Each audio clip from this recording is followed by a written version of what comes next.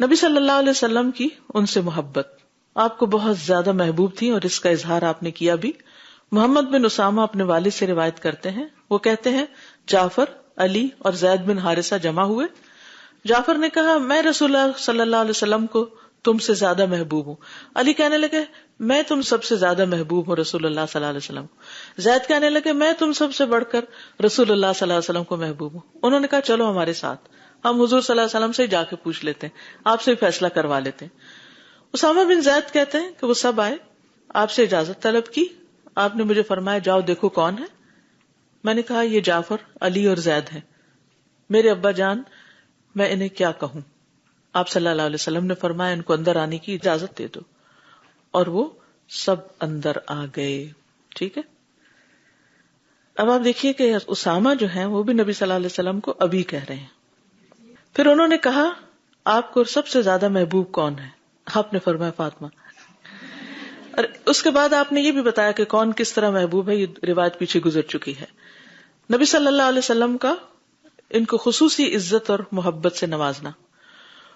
ام المومنین عائشہ رضی اللہ عنہا کہتی ہیں کہ جب وہ آپ صلی اللہ علیہ وسلم کے پاس آتی یعنی حضرت فاطمہ، تو آپ ان کی طرف کھڑے ہو جاتے، پھر ان کا ہاتھ پکڑتے، انہیں بوسہ دیتے، انہیں اپنی جگہ بٹھا لیتے، اور جب آپ ان کے ہاں جاتے تو وہ اٹھ کر آپ کی طرف بڑھتی، آپ کا ہاتھ پکڑتی، پھر آپ کو بوسہ دیتی اور آپ کو اپنی جگہ بٹھا دیتی.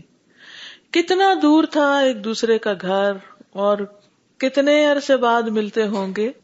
یعنی آداب آپ دیکھیے، کیا ہمارے کلچر میں ایسی کوئی چیز ہے؟ کیا اللہ کے رسول صلی اللہ علیہ وسلم کی زندگی میں ہمارے لیے بہترین نمونہ نہیں؟ ہم اپنے بچوں کو کیسے ملتے ہیں اور پھر بچے ہمارے ساتھ کیا کرتے ہیں. سوچیے کیا ہمارے گھروں میں آپس میں ایسی محبت پائی جاتی ہے؟ بتائیے پہل کون کرے گا؟ روز بچے کا ہاتھ چومے، جو آپ کے گھر میں بھی رہتا ہے روز اس کا ہاتھ چومے، چاہے اس نے آپ کی بات نہیں بھی مانی، آئے ہاتھ ملائے، قریب آئے ہاتھ پکڑ کے چومے. یعنی آپ نہیں اٹھ سکتے ہر وقت، یعنی گھر کے اندر تو ہر وقت نہیں اٹھا جا سکتا، لیکن بچوں کو پیار کریں. پہلے میں نے عرض کیا تھا بچے کتنے بھی بڑے ہو جائیں، حضرت فاطمہ خود بچوں والی ہو گئی تھی، شادی شدہ تھی، لیکن آپ صلی اللہ علیہ وسلم ان سے پیار کرتے تھے، محبت کرتے تھے. آپس میں، خاندانوں میں، گھرانوں میں محبت ہونی چاہیے. اصل میں ہم گھر میں ہی محبت کرنا نہیں سیکھتے نا، اور پھر کیا ہوتا ہے جہاں جاتے ہیں وہاں بھی محبتیں ساتھ لے کے نہیں جاتے، تو ہماری زندگیوں میں خوشیاں نہیں رہی. کیا حضرت فاطمہ کی زندگی میں کوئی غم تھا؟ ابھی ذرا آگے آپ دیکھیے کیا کیا مسائل تھے ان کے.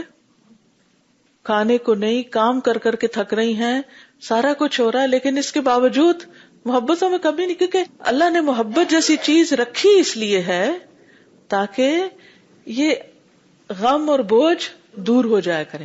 اور آپس میں خاندانوں کے اندر خون کے رشتوں میں یہ محبتیں قدرتی طور پر رکھ ہی اس لیے دی ہیں تاکہ ایک دوسرے کے لیے خوشیوں کا باعث ہو اور تکلیفوں کو دور کریں. ہسبینڈ وائف کے درمیان محبت کیوں رکھی؟ تاکہ گھر کے اندر مشقت کر رہی ہے وہ گھر سے باہر مشقت کر رہا ہے، جب دونوں ایک دوسرے کو ملیں تو اسمائل کریں، ایک دوسرے سے اچھے سے بات کریں اور دونوں اپنے اپنے غم بھول جائیں. چلیے اب آپ دوسروں سے تو توقع نہ رکھیے، آپ شروع کر دیجیے ذرا، ٹھیک ہے نا؟ کیونکہ آپ پڑھ رہے ہیں یہ حالات، دوسرے نہیں پڑھ رہے، گھر والے نہیں اس وقت پڑھ رہے، آپ پڑھ رہے، لہٰذا انیشیٹو آپ کو لینا ہوگا.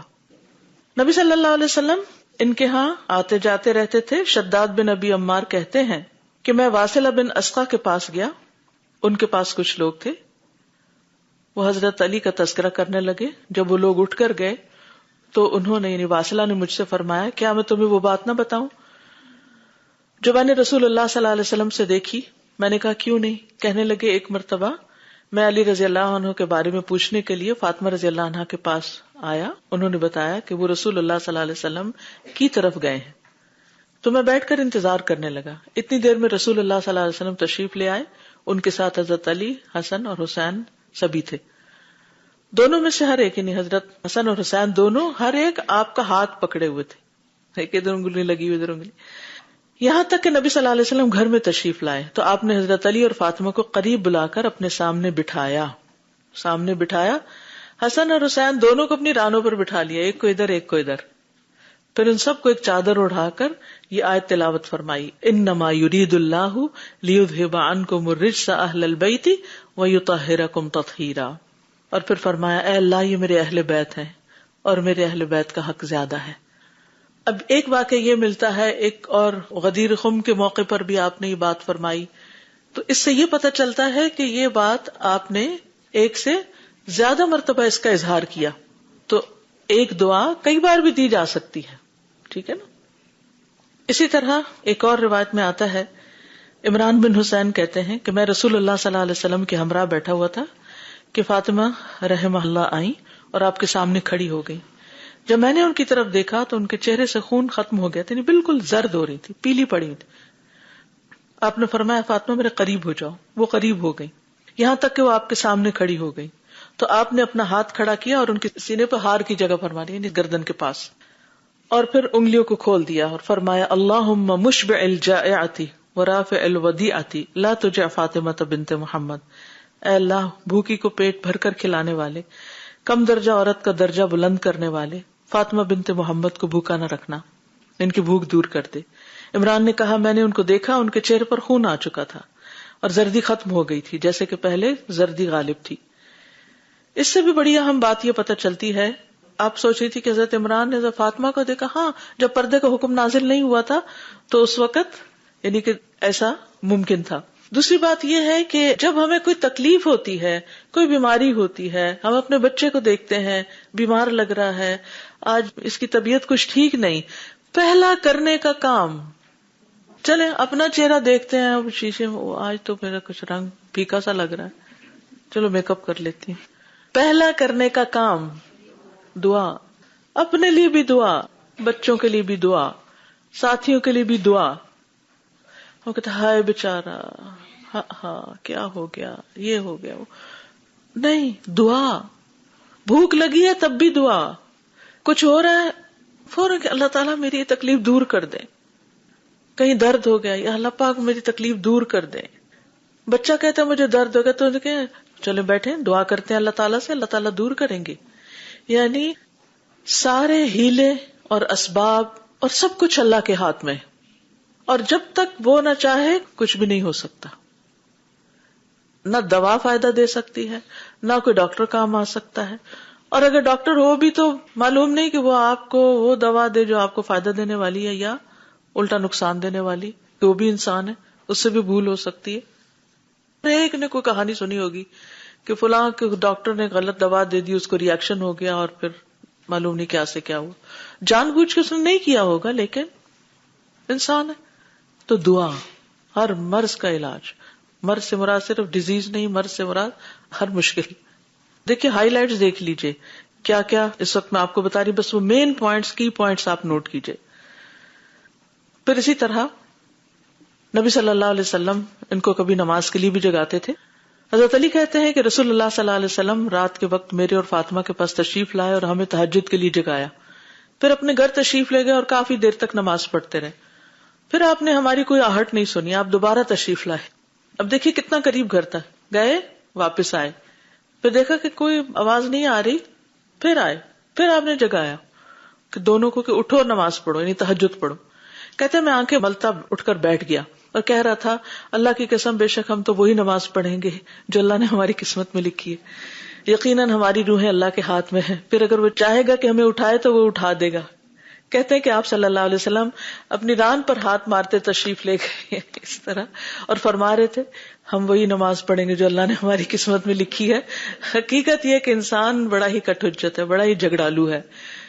کان الانسان اکثر شیء جدلا، کتنی نیچرل لائف تھی، کتنی نیچرل لائف تھی، کوئی اس وقت ڈانٹ ڈپٹ نہیں، کچھ نہیں، کوئی اس وقت آرگیومنٹ وہاں نہیں، بس وہ جو کہہ رہے ہیں اور آپ نے جواب دینا ہے وہ بھی آپ دے رہے ہیں اور جا رہے ہیں، اور کتنا خوبصورت جواب دے دیا وَكَانَ الْإِنسَانُ أَكْثَرَ شَيْءٍ جَدَلًا۔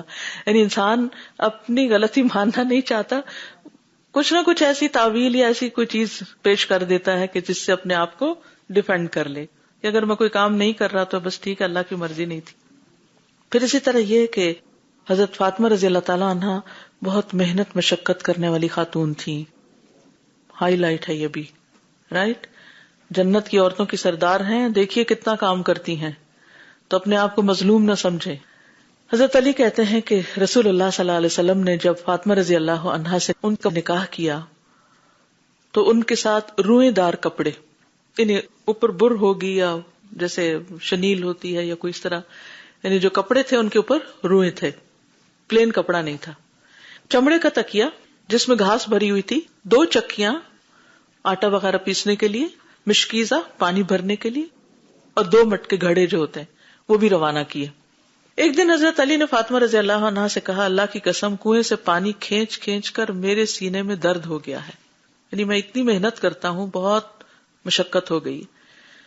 پھر کہا کہ اللہ نے آپ کے والد کو کچھ قیدی عطا کیے ہیں، ان سے جا کر کسی خادم کی درخواست کیجیے.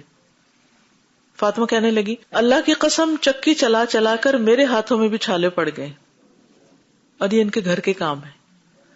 چنانچہ وہ نبی صلی اللہ علیہ وسلم کی خدمت میں حاضر ہوئی. آپ نے فرمایا، چھوٹی بیٹی کیا بات ہے؟ چھوٹی بیٹی یا بنیتی، یہ تھی بھی چھوٹی سب سے. انہوں نے عرض کیا، میں آپ کو سلام کرنے کے لیے آئی تھی. انہیں آپ کے سامنے اپنی درخواست پیش کرتے ہوئے شرم آئی. گھر سے تو اتنا بوجھ لے کے آئی تھی، لیکن آپ کو دیکھ کے کچھ نہ کیسے بھی. بعض اوقات ایسا ہوتا ہے نا، انسان کے دل میں بہت باتیں ہوتی، میں ذرا فلاں سے ملوں، میں اس کو یہ بھی کہوں گی، یہ بھی کہوں. جب فلاں سامنے آتا ہے تو سب غائب. اور وہ شرم کے مارے واپس لوٹ گئی. حضرت علی نے پوچھا، کیا ہوا؟ کہنے لگی، مجھے تو ان سے کچھ مانگتے ہوئے شرم آئی، میں تو نہیں پوچھ سکی. اس کے بعد وہ کہتے ہیں ہم دونوں اکٹھے ہو کر آپ کی خدمت میں حاضر ہوئے، نہیں ایک دوسرے کو مورل سپورٹ دیتے ہوئے. حضرت علی کہنے لگے، یا رسول اللہ صلی اللہ علیہ وسلم، اللہ کی قسم کنویں سے پانی کھینچ کھینچ کر میرے سینے میں درد شروع ہو گیا ہے، وہ بہت مشقت سے بہت نیچے ہوگا، گہرا ہوگا. اور فاطمہ کہنے لگی کہ چکی چلا چلا کر میرے ہاتھوں میں چھالے پڑ گئے. یقیناً اللہ نے آپ کو کچھ قیدی عطا کی ہیں، ان میں سے کوئی ایک بطور خادم ہمیں بھی دے دے. یہ سن کر رسول اللہ صلی اللہ علیہ وسلم نے فرمایا، اللہ کی قسم میں اہل صفہ کو چھوڑ کر جن کے پیٹ چپکے پڑے ہوئے ہیں اور ان پر خرچ کرنے کے لیے میرے پاس کچھ نہیں، میں تمہیں کوئی خادم نہیں دے سکتا، بلکہ میں انہیں بیچ کر ان کی قیمت اہل صفہ پر خرچ کروں گا. اس پر وہ دونوں واپس چلے گئے. رات کے وقت نبی صلی اللہ علیہ وسلم ان کے پاس تشریف لائے، اور انہوں نے جو چادر اوڑھ رکھی تھی وہ اتنی چھوٹی تھی کہ سر ڈھکتے تھے تو پاؤں کھل جاتے، پاؤں ڈھکتے تو سر کھل جاتا. آپ کو دیکھ کر دونوں اٹھنے لگے تو آپ نے فرمایا اپنی جگہ پر ہی رہو. پھر فرمایا کہ میں تمہیں وہ کلمات نہ سکھاؤں جو جبریل نے مجھے سکھائے، وہ اس سے بہتر ہے جس کا تم نے سوال کیا. پھر فرمایا ہر نماز کے بعد 10 مرتبہ سبحان اللہ، 10 مرتبہ الحمدللہ، 10 مرتبہ اللہ اکبر کہہ لیا کرو، اور جب بستر پر آؤ تو 33 مرتبہ سبحان اللہ، 33 مرتبہ الحمدللہ اور 34 مرتبہ اللہ اکبر کہہ لیا کرو. حضرت علی کہتے ہیں، اللہ کی قسم جب سے رسول اللہ صلی اللہ علیہ وسلم نے یہ کلمات سکھائے ہیں میں نے انہیں نہیں چھوڑا. حضرت علی سے ابن القوا نے کہا کہ جنگ صفین کی رات بھی آپ نے نہیں چھوڑا؟ تو میں نے کہا، اہل عراق اللہ تم کو ہلاک کرے، صفین کی رات بھی میں نے نہیں چھوڑا. یہ ہلاک کرے نا، وہ جو تقیہ کلام جیسا کلمہ ہوتا ہے نا، you don't mean it but انداز خطاب ہوتا ہے، یعنی میں نے اس رات بھی ان کو نہیں چھوڑا. یعنی اتنی پابندی کے ساتھ میں نے ان کلمات کو پڑھا. ہم سوچیں کہ ان تسبیحات کے پڑھنے کی پابندی ہم کتنا کرتے ہیں رات کو سوتے وقت. اگر ہم اس کی واقعی پابندی شروع کر دیں تو دن بھر کی تھکاوٹ دور ہو سکتی اور بہترین نیند آ سکتی. تو یہ بھی ایک ہائی لائٹ. اب دیکھیے کہ خاص طور پر یہاں آپ کو اپنے سارے کام خود کرنے، گھر کے بھی کرنے ہیں، باہر کے بھی کرنے ہیں، اور اس پر مزید ماشاءاللہ آپ نے پڑھنا لکھنا بھی شروع کر دیا تو مشقت اور بڑھ گئی، ذہنی بھی اور جسمانی بھی، اور پھر اس کی وجہ سے کوئی ادھر ادھر سے بات بھی سننی پڑ جاتی تو جذباتی مشقت بھی ساتھ شامل ہوگی. لیکن الحمدللہ آپ روحانی طور پر اسٹرانگ ہوتے چلے جا رہے ہیں، اور جو شخص روحانی طور پر اسٹرانگ ہوتا ہے وہ ان ساری چیزوں کا مقابلہ کر لیتا ہے، اور اس کے پاس یہ تسبیحات اور اللہ کا ذکر ایک ایسا علاج ہوتا ہے کہ جس کا مقابلہ اور کوئی چیز نہیں کرتی. لہذا کام کے بعد جب بھی تھک جائیں تسبیح شروع کر دیں، لوگوں کی باتوں پر جب تک جائیں تو تسبیح شروع کر دیں. وَلَقَدْ نَعْلَمُ أَنَّكَ يَضِيقُ صَدْرُكَ بِمَا يَقُولُونَ فَسَبِّحْ بِحَمْدِ رَبِّكَ وَكُن مِّنَ السَّاجِدِينَ. نماز سے آپ کی ساری تھکاوٹ اتر جائے گی. تجربہ کر کے دیکھ لیجئے. آپ تھکے ہوئے ہیں نا، دل چاہتے بستر پہ چلے جائیں. ٹھیک ہے رات کو تو آپ کو جانا ہی ہوتا ہے، لیکن اگر دن میں بھی کسی وقت آپ لوگوں کی باتوں سے ادھر ادھر سے تھک گئے ہیں، اور خاص طور پر آپ دیکھیں کہ دن کا ایک لمبا حصہ کام کرنے کے بعد ظہر کی جب لمبی نماز پڑھتے ہیں تو انسان ریلیکس ہو جاتا ہے. میں کبھی پہلے سوچا کرتی تھی کہ دن میں تو اتنے کام ہوتے ہیں اور پھر نماز کیوں اتنی لمبی ہے. لیکن آپ یقین مانیے کہ اس میں بڑی حکمت ہے. جتنی لمبی نماز ہوتی ہے نا اتنا ہی آپ بہتر طور پر ریلیکس ہوتے ہیں. پہلے آپ وضو کرتے ہیں، پھر آپ سنت پڑھتے ہیں، پھر آپ اوپر نیچے، یعنی اگر آپ نماز کے علاوہ اتنے اسٹریچز کریں تو اسٹریچز کے بعد کیا ہوگا، آپ کچھ ریلیکس ہو جائیں گے. لیکن یہاں تو آپ نماز بھی پڑھ رہے ہیں اور پراپر نماز ہو، یہ نہیں کہ ادھر جھٹکوں والی نماز اوپر سے نیچے ہو کے، اس سے کوئی ریلیکس نہیں ہوتا. وَلَا يَذْكُرُونَ اللَّهَ إِلَّا قَلِيلًا، جیسے منافقین اللہ کا ذکر کرتے ہی نہیں نماز میں مگر بہت تھوڑا، اس سے کوئی ریلیکس نہیں ہوتا.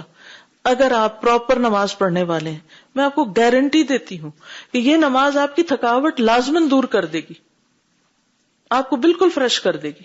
آدھی تھکاوٹ وضو سے دور ہوگی، اور وضو بھی ٹھیک ہو، مل مل کے دھویا ہوا ہو، ایسے نہیں پانی کے نیچے آگے پیچھے کر کے بازو چل بھائی اور 2-3 چھینٹے لگا کے منہ کے اوپر نہیں. تو یعنی کہ اگر آپ واقعی منہ مل کے دھوئے نا، کیونکہ وہ کچھ خشک نہیں رہنا چاہیے دائیں بائیں آگے پیچھے سے، تو اچھی طرح مل کے چہرہ دھوئیں، اچھی طرح مل کے بازو، تھوڑا پانی لگائیں لیکن تدلیق کا مطلب ہوتا ہے مل مل کے دھونا تاکہ پانی سارا پہنچ جائے. اور یہ جو مل مل کے دھونا ہے نا، آپ ذرا مل کے دیکھیے اس وقت بازو 2-3 ایسے ملیے کیا ہو رہا ہے، مساج ہو رہا ہے نا. اور تیل کی جب پانی لگا کے آپ مساج کر رہے ہیں تو آپ کو ٹھنڈا کر رہے ہیں، ساری نجاستیں اتر رہی ہیں، روحانی جسمانی دونوں. اور اس کے بعد آپ آتے ہیں سکون سے نماز شروع کرتے ہیں، اللہ کا ذکر شروع کرتے ہیں. رکوع میں جب جاتے ہیں تو خوب اچھی طرح جاتے ہیں، یعنی کہ اس میں حکم کیا ہے کہ کتنی کمر جھکائی جائے، اسٹریٹ ہو جائے. اور گھٹنے کیسے ہوں، ڈھیلے یا اسٹریچ کیے ہوئے ہوں، اسٹریچ ہوں، کیونکہ کچھ لوگ گھٹنے آگے سے کر کے ایسے کر کے رکوع کر رہے ہوتے، اس سے کوئی تھکاوٹ نہیں اترتی. اگر آپ مسنون نماز نہیں پڑھتے تو آپ کی تھکاوٹ نہیں اتر سکتی. آپ پراپر نماز پڑھی اور پھر آپ جاتے ہیں سجدے میں، صحیح جما کے آپ سجدہ کر رہے ہیں، صحیح آپ کے پنجے پیچھے سے مڑے ہوئے ہیں. اگر آپ یہ ساری پاؤں کی انگلیاں اور ان کے پور پورے مڑ کے کھینچتے ہیں، تھکاوٹ اترے گی یا نہیں اترے گی؟ اور پھر جس سرٹن پوزیشن پہ بیٹھنے کے لیے کہا گیا، اور خصوصاً جب رائٹ پاؤں اٹھا کے آپ کھڑا کر کے آپ تورک کرتے ہیں، صحیح نماز تو پڑھ کے دیکھیے. الا یہ کہ آپ کو کوئی تکلیف ہے، کوئی لیگز میں، گھٹنوں میں یا کچھ اور، وہ تو اور بات ہے، آپ کی مجبوری ہے. لیکن ادروائز اگر آپ مسنون نماز پڑھتے ہیں تو یہی نماز واقعی آپ کے لیے راحت کا باعث بنتی اور آپ اس کو انجوائے کرتے. اور اگر نہیں انجوائے کرتے آپ نماز، اس کو بوجھ سمجھتے تو اللہ سے دعا شروع کر دیجیے، اللہ مجھے نماز کی محبت دیتے، اللہ نماز کو میری آنکھوں کی ٹھنڈک بنا دے، ہم میری تھکاوٹ کو دور کرنے کا ذریعہ بھی بنا دے، جسمانی بھی اور روحانی بھی اور ذہنی بھی. بہت بڑی نعمت ہے اللہ کی نماز، جس کی ہم قدر نہیں کرتے. پھر اسی طرح مشقت کی عادت تو آپ نے ڈالی ہی، ان کو ناز و نعم سے بھی بچایا. ابن عمر کہتے ہیں کہ نبی صلی اللہ علیہ وسلم فاطمہ رضی اللہ عنہا کے گھر تشریف لے گئے لیکن اندر نہیں گئے. حضرت علی گھر آئے تو فاطمہ رضی اللہ عنہا نے اس بات کا ذکر کیا کہ آپ آئے ہیں لیکن اندر نہیں آئے. تو انہوں نے نبی صلی اللہ علیہ وسلم سے پوچھا، حضرت علی نے، آپ نے فرمایا میں نے اس کے دروازے پر دھاری دار پردہ دیکھا تھا. پھر فرمایا مجھے دنیا کی آرائش و زیبائش سے کیا سروکار. تو حضرت علی نے آ کر ان سے آپ کی گفتگو کا ذکر کیا، یعنی حضرت فاطمہ سے. تو انہوں نے کہا آپ صلی اللہ علیہ وسلم مجھے جس طرح کا چاہیں اس سلسلے میں حکم فرمائیں. آپ نے فرمایا اس پردے کو فلاں فلاں کے گھر بھجوا دیں، انہیں اس کی ضرورت ہے، تم اس کو استعمال نہیں کرو. کیا سکھا رہے ہیں آپ اپنی اولاد کو؟ ہم کیا سکھا کے بھیجتے ہیں؟ ہم اپنے بچوں کو شیئرنگ کرنا، دوسروں کو دینا، دوسروں کو اچھی چیز دینا، یہ سکھاتے؟